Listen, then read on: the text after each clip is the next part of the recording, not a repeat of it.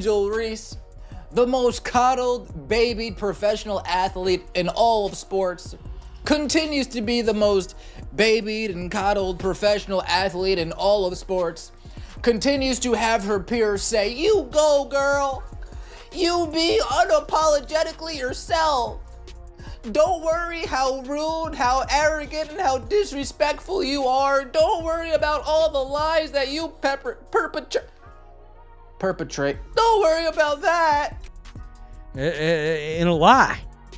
All right? All these things that she says she has dealt with over the last year, all these encounters of racism. Angel Reese's rookie summer was meant to unspool like a highlight reel. Putbacks, double-doubles, tunnel walk fits, and just enough smoldering rivalry with Caitlin Clark to keep every pregame panel buzzing. But basketball seasons rarely honor marketing plans. They obey physics, emotions, and more than ever, the hair-trigger speed of social media amplification. One unverified accusation at Gainbridge Fieldhouse ricocheted through that system, then rebounded onto the very player it was supposed to protect, leaving behind a cautionary tale that is still echoing through league offices, newsrooms, and locker rooms. A rumor ignites. In mid-June, anonymous posts began flooding X, formerly Twitter, and TikTok, claiming that Indiana Fever fans hurled racist slurs at Reese during free throws and even mimicked monkey noises while she ran back on defense. The original videos were vertical phone clips that captured no audio proof, just shaky zooms of Reese at the line and caption bubbles insisting, "Listen closely." But captions are often louder than reality. Within hours, the claims had been repeated by large influencer accounts, then picked up by national sports blogs that aggregated the story with headlines heavy on outrage and light on sourcing. Remember the guy that I guess, was out there waiting for him supposedly, and when the team was coming out, and of course we saw footage of that, and there was nothing malicious to it whatsoever that anybody could see, and then of course the Indiana Fever fans were yelling racist things or making racist noises out around the court.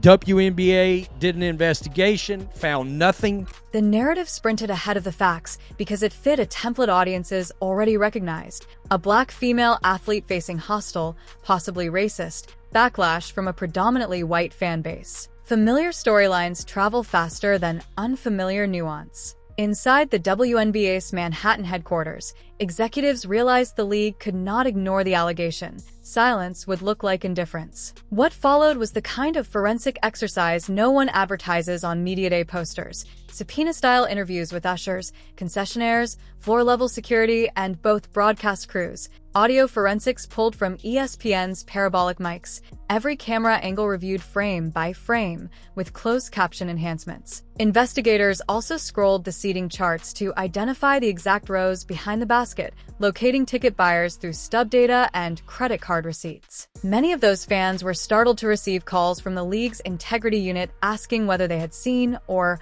heard anything untoward. Almost all described an enthusiastic but otherwise normal crowd, cheering Clark's threes, booing Sky free throws, standing for t-shirt cannons, and reported no slurs, no animal noises, no commotion large enough to alert floor officials. After 10 days, the league had a thick binder of nothing. No audio, no corroboration, zero contemporaneous complaints. The fever of accusation turned out, ironically, to be only digital. Yet those 10 days felt like an eternity, because sponsors, already skittish about controversy in a league still chasing profitability, began making anxious phone calls about brand safety. Even the league's own 2024 All-Star Game host committee quietly asked for an update.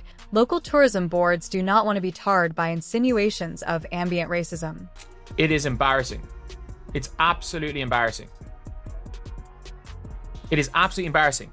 And the fact is that originally it's, oh yeah, you know, we're looking towards everything. Then they had to double down. They actually redacted this statement. They redacted a statement. They redacted the statement saying we're looking at everything, saying, no, we're actually not looking at most of the stuff. We're looking at a lie spread on social media that went viral. We are looking into a literal lie spread on social media that got spoken into fact. We're looking at a lie. The slip heard round the internet. That would have been the end of it. An unsubstantiated rumor filed away under online hysteria, if not for Reese's press conference slip after Chicago's blowout loss to the Liberty. Tired, frustrated, and perhaps lulled into candor by what looked like a routine question, she said, "I get so much love in person. I've never had a negative encounter in real life, ever." The sentence seemed innocuous until every reporter in the room recalled the preceding weeks of coverage in which she had been framed, by supporters and some of her own social posts, as the target of vicious in-arena hate. Within minutes, clips of that quote hit X with split-screen receipts juxtaposing her earlier claims about racist heckling. The internet did what it always does: slowed the video, zoomed her facial expression, and memed the mismatch between old narrative and fresh admission. But a meme is rarely just about humor. It assigns blame. Yeah, I think we agree. I think we're, in compliance with them, with the league, and obviously there's no room or space in our game for hate. So we're complying with everything that's going on. Coach, when did you become aware that there was hate speech that happened? I think when everyone else did. I think that it's something that we heard about, and so again, we're just forthcoming with anything that the league is able to do investigation-wise. Angel Reese, she goes on and she talks about how she doesn't hear about the outside noise, how she's never had a negative encounter in real life, never had a negative encounter in real life. But Ben, there's no way. There's no way she's never had a negative encounter. You see, this is proof of the negative encounter. The WNBA even conducted an investigation about this negative encounter. No way Angel Reese said that. No way she did. Angel Reese doesn't care about y'all. It is what it is. She's never had a bad encounter in real life, never had a bad interaction with a fan in real life. Then what was the whole point of this WNBA sham investigation? If you've never had a bad encounter with a fan in real life, if you've never had a bad interaction with a fan in real life, then why not just come out, earn yourself some brownie points, and say, come on, nothing took place here. These are just some Twitter trolls. These are my Reese's Pieces making up news just to keep me relevant. Why didn't you just come out and say that, Angel Reese? You'd probably get a little bit more, what's that word? Respect. Doing something honorable like that. This one indicted not only Reese, but every outlet, blue check, and podcast that had repeated the rumor as fact. "Where's the apology?"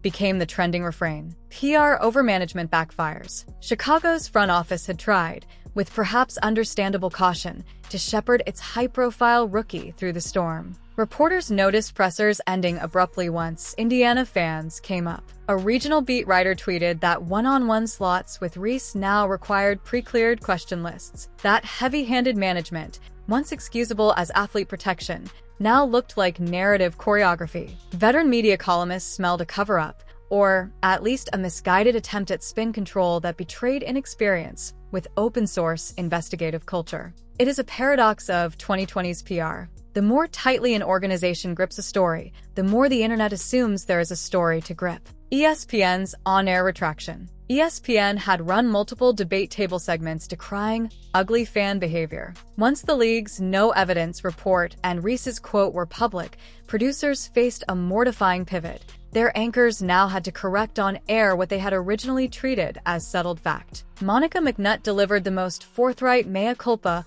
promising to vet social claims with the same rigor we vet stat lines. Media scholars clipped that soundbite for future textbooks on verification in the age of virality. The echo in Chicago's locker room. Inside the Sky practice facility, tension simmered. Some veterans resented that a manufactured drama eclipsed hard work on pick-and-roll coverages. Others felt Reese was being scapegoated for a rumor she didn't directly author. Three-time BET Sports Woman of the Year, Angel Reese, says she doesn't pay attention to what folks say about her online because no one has ever said a negative word about her in person. Uh-oh. So what have you been talking about for the last 17 or 18 months? Uh-oh. I hope she realizes she just admitted this and did so on camera with audio.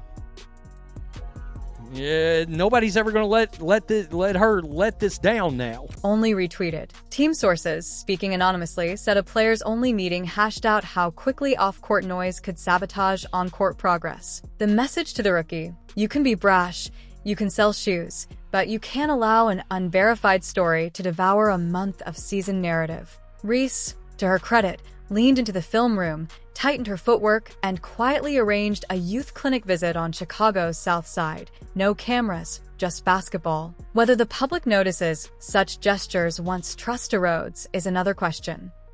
For you, Angel, tonight you were extremely efficient and played with a lot of poise and confidence tonight. For for all the scrutiny you do receive online and stuff of that nature, what kind of messages a game like this send to them, as well as just the kind of momentum that this can build for you throughout the season? Yeah, obviously don't worry about what's going on online. I get so much love in person. I haven't ever had a negative encounter in person ever. And I've been going through this for 3 years. I've never had an encounter in person that was negative. So people online are behind a keyboard for a reason, and I don't worry about that stuff. I trust my work. My teammates trust me. And I was telling Milla today, like, she felt like she was having a rough day. And I was like, how many times have I had a rough day? And you picked me up. So don't get down on yourself. I know my teammates have my back, my coaches have my back, and that's all that really matters. I don't have to prove anything to anybody but myself and my teammates. Second row on the left. Angel, I know tonight was not as you expected. Can I say something? This is that's wild. Quote, I get so much love in person. I've never had a negative counter in person ever. What did the league just go through 3 weeks ago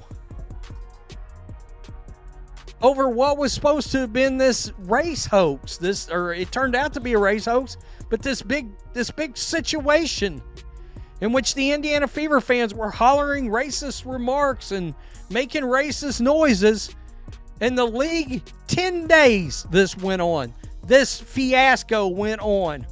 And Angel Reese just admitted to the world she's never encountered a single negative person at all. Credibility is like a meniscus. Crack it once, and every new step risks a tear. The Fever's silent dividend. For Caitlin Clark and the Fever, Vindication arrived gift-wrapped. They said little, waited, and let the investigation speak. Meanwhile, their numbers soared. Every road game with Clark averaged 17% higher attendance than the arena's previous 5-year mean. Social listening tools showed sentiment toward Fever fans jumping 20 points after Reese's contradiction. People appreciate crowds that can say, "We told you so," without actually saying it. And Clark? She turned the oxygen of controversy into highlight flames, bombing threes from 36 feet and looking pointedly unbothered. Lessons for the league. The WNBA has now rewritten its crisis playbook. Anonymous social media claims no longer trigger full investigations unless at least one in-arena witness corroborates within 24 hours. Teams must brief league security immediately,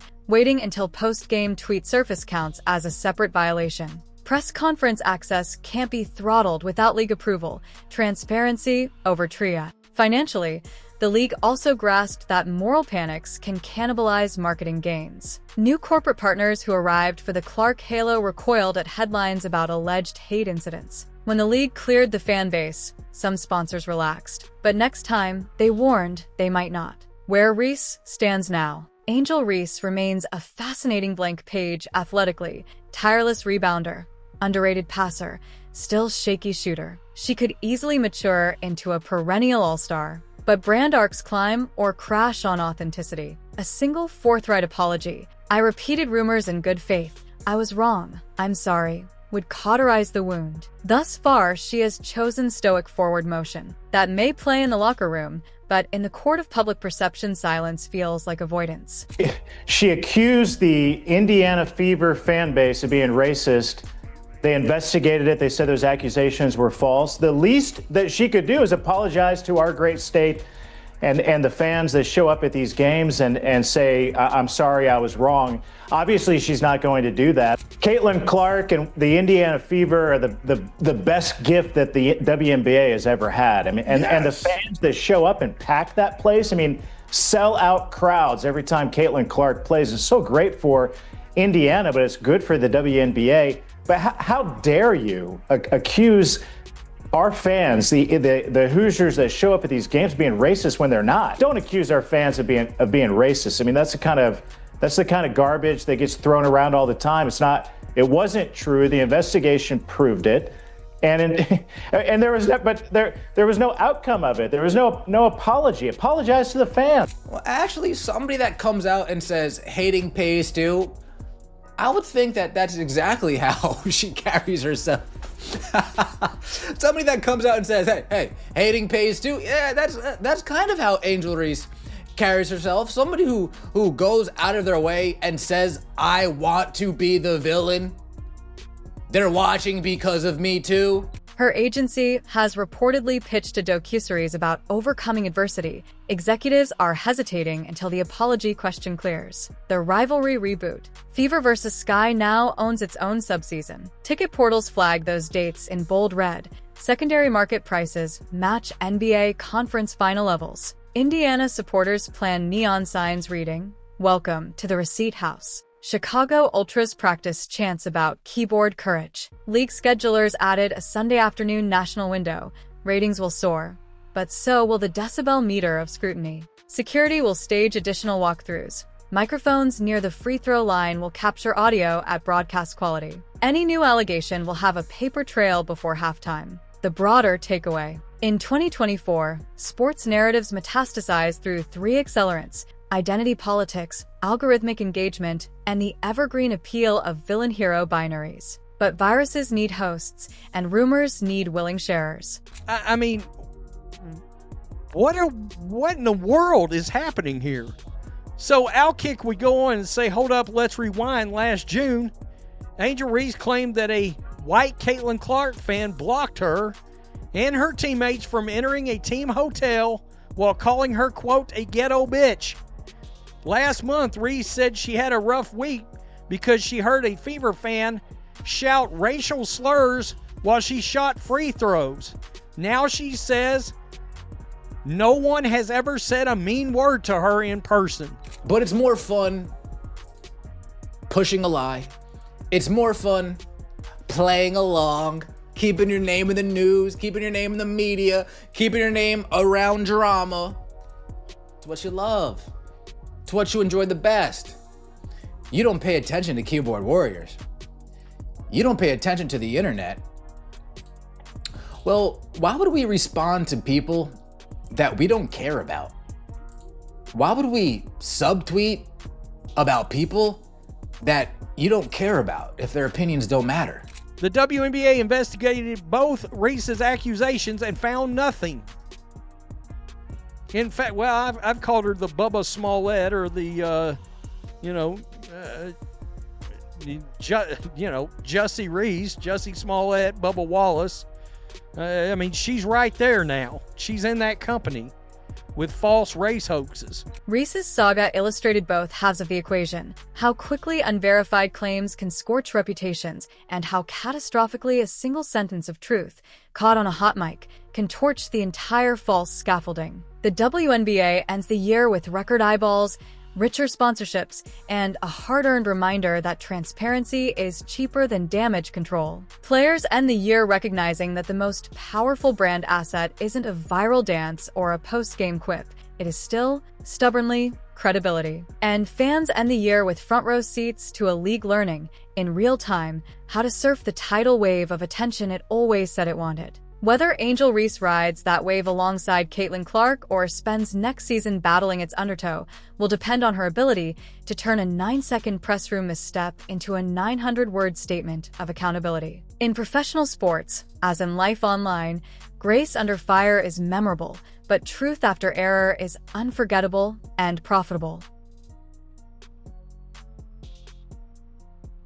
I'm also happy that the WNBA treated the matter with the utmost seriousness, followed through with the investigation, and I understand that having a platform comes with a responsibility, and I do not take that lightly. So as our league continues to grow, I am going to grow with it.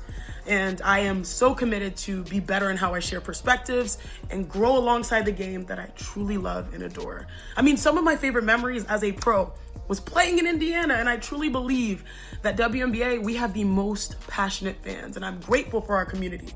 I hope you know that's who I am. Love you guys. Thank you.